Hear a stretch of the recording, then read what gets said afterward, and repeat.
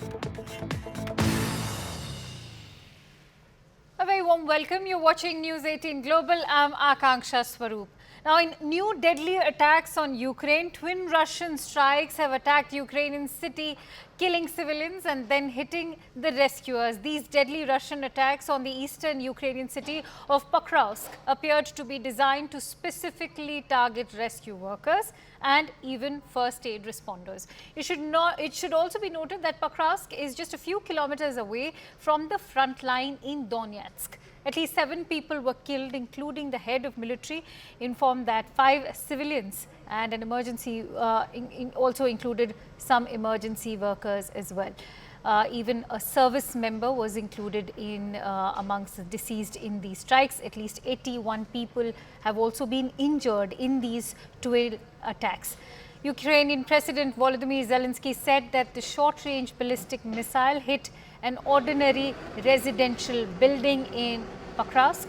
First responders arrived on the scene to treat the wounded and dig people out from under the rubble and even got targeted themselves. The second missile struck a nearby popular hotel. The hotel building was empty and nobody was harmed. The Russian Ministry of Defense has said its forces had hit a command post, but Dobryak said that there were no military targets near the city. Remember, Ukraine's president has accused Moscow of trying to leave nothing but broken and scorched stones in eastern Ukraine. Here's a report.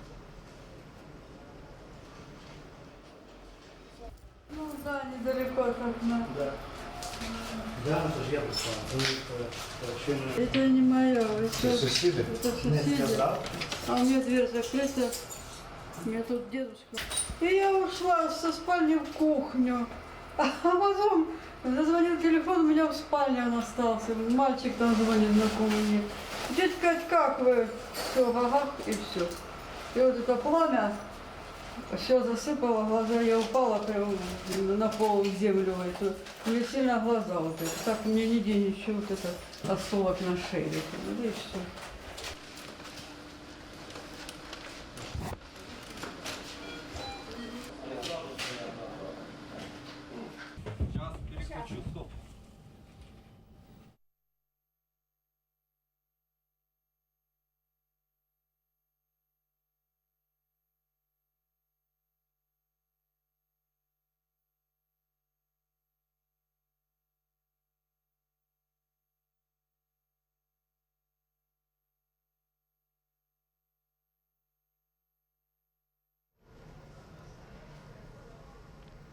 In other news stories, U.S. Secretary of State Antony Blinken has now warned Russia's Wagner, saying that it is taking advantage in Niger, which, remember, has just faced a coup, whose neighbor Mali has also become a partner of Moscow. Blinken doubted that Wagner, which in June had staged a shadowy rebellion against President Vladimir Putin, plotted the Nigerian military's July 26th ouster of their elected president and Western ally Mohamed Bazoum. He further said that every single place that this Wagner group has gone, death, destruction and exploitation have only followed. Wagner has partnered with African nations, including Mali and the Central African Republic, leading to wide accusations of abuses by rights groups, even Western governments. However, despite this, there are talks that Niger's army has requested Wagner's aid as the nation confronts military involvement. Military-run Mali has also become the rare country to shift towards Russia diplomatically during the Ukraine war, in which Wagner has fought ruthlessly. Mali and Burkina Faso, whose military leaders have also been accused of ties with Wagner, have sent envoys to Niger, this in solidarity with the coup leaders. Remember, Blinken's acting deputy Victoria Nuland visited Niger and said that the military leadership understood the risks of partnering with Wagner. Now, the ECOWAS has given Niger's junta leaders until the 6th of August to step down and reinstall President Bazoum.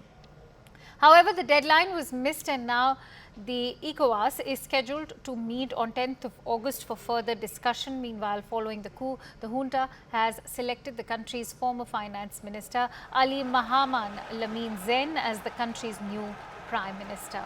Now, what do these developments mean for not just if you talk about Niger, but also for the US, UN, not to forget the ongoing war between Russia and Ukraine. Let's try and get in a sense of perspective. And for that, let me introduce my guest today. I'm joined in by Miri Mustafa, who's a global affairs expert. Mr. Mustafa, thank you so much for joining in. Let's talk about the timing first. At a time when Ukraine is struggling to make progress in its counter-offensive, how do you weigh in on the twin Russian strikes on the eastern Ukrainian city of Pokrovsk? Of course, I'm going to discuss Niger as well, but first, let's focus on the counter-offensive of Ukraine. So firstly, Akansha, thanks for having me in the show. So I'm a global expert on the Russian international strategy. And currently I'm living in Germany over a decade. So addressing the double tap attacks that the Russian makes in Pokrovsk, Right. it's evident that the situation in eastern Ukraine remains highly volatile. So those double tap attacks are condemned by the Geneva Conventions from 1949. So it means like this is like using this kind of attacks against some country is like highly violates the international law. So the recent escalations underscore that the urgent need for renewed diplomatic efforts to do escalate tension and prevent further loss of life. So the international community, like I think, must prioritize peaceful negotiations and adhere to established agreements to bring stability to the region. So I think there should be like more monitoring going on so to avoid this double tap for the future. Right. And when we talk about how can one avert such attacks, I mean, there's already been discussion about how the international community should now be reminded of the risks that not just Ukraine, but the entire West, or rather NATO front, is facing in this war. What can now one do to avert, considering the United States, Germany, even the UK have already extended much help? Yeah, it's a very, let's say, high prioritized question for nowadays. Like saying like how to avoid such accidents. Like it stays under the question how to do that. But I guess from my perspective, doing like researching like how these double tap attacks are working and when it does and how and taking some, let's say, some evidences from the places, making sure that the addressants knows like they did something which validates the international law, like at exact specific times, could show to the world like, okay, this is the acts that should be, let's say, avoided for the future. All right, Mr. Mustafa, let's now talk about how the Russians have a number of defensive lines, massive defensive lines marked by tens and thousands of mines, even vast networks of their trenches. This is perhaps becoming one of the reasons why Ukrainian forces are facing difficulty when it comes to their counter-offensive. Is this the most difficult time for Ukraine's counter-offensive? Remember, because why I ask you this is because a lot of hopes were pinned on this counter-offensive. And now, when we are looking at the pace of this counter-offensive, suddenly reports are indicating that it has massively slowed down. Yes, like as we talked previously, like those kind of attacks and these missiles launched into the those areas like the Pokrovs makes it really difficult to get some military urgency to the region. So it means like there's a like double tap attacks, right? It strikes to the point where the military, like there's a people are dying from the military side, and the second attack launched to the people which are going to, let's say, help or going around. So this is like it really slows down this counter effect, like going to the and making some progress from the Ukrainian side, and it's very for now it's very difficult to have it to hold for the Ukrainian forces, but it's very necessary for the international community. So like, from our point, I think the Ukraine should stay stable and make progressive actions just to go and do the best to protect their lands. All right, and when we talk about the double tap attack, Mr. Mustafa, you very rightly mentioned that this is, of course, one tactic which has been against the Geneva Conventions. Do take us and throw more light on the double tap attacks and how it is lethal, to say the least, scary. Um, like, could you repeat the question? I couldn't When hear you're properly. talking about the double tap attack, you rightly mentioned that it is against the Geneva Convention. Do take us through how impactful this is now, taking the timing of this entire war into consideration. What will this mean? Does this mean that the war has now reached an intimidating landmark with the double tap attack happening? As I said, is it the most lethal phase now? Has the war rather entered the most lethal phase ever? Yeah, like talking about that, I would say like the Ukrainian war showed us really what's the limits of the war. So what is can't be done in international, let's say, area in the time of battles, right? So like the right now, like if we talk about the double tap attacks, like the convention which is says like it's prohibited for the sides to to use that, and it means like we see that we see the results, we see that in a real life scenarios which happens between Ukraine and Russia.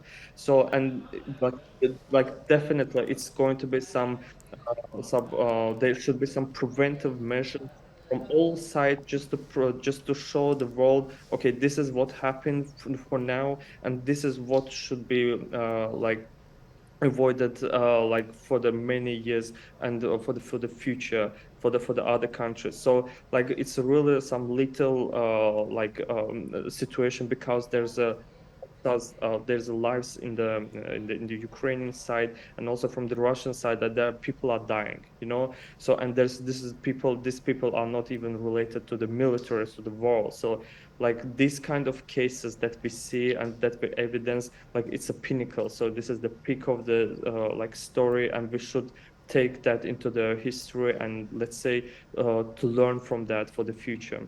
All right. Now, let's also talk about Russia's role in Africa. Let me refer to an interview that the US Secretary of State has given to the BBC. Antony Blinken has said that Russia's Wagner mercenary group is taking advantage of instability in Niger that has been caused by the coup.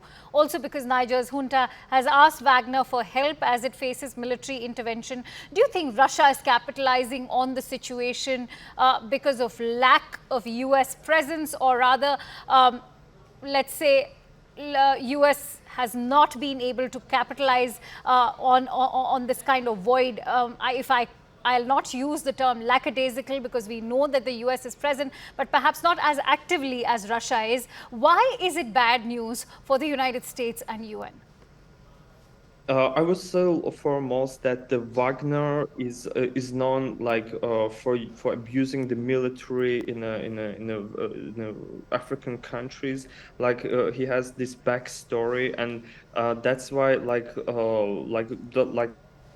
as we also saw, United States is not he has concerns that there might be the Russian influence on this scope in the Niger scope, but in general, I would say like the Russians' influence is bad for the whole community in the African society. So it like decelerates the economic unification in the region, and because of that, it destabilizes the whole region. So and if it destabilizes, and also it will have really so downside effects on the economic relationships between the US and United Nations and the Africa like by himself. So such actions emphasize the importance of international norms and commitments in ensuring the stability. So I think the focus should be on encouraging constructive engagement among all stakeholders, including Russia, to promote peaceful resolutions, but not instead of like cope and devastating, let's say, creating political structure in the Niger. All right. Many thanks to you, Mr. Mustafa, for joining in on this newscast and sharing your precious inputs.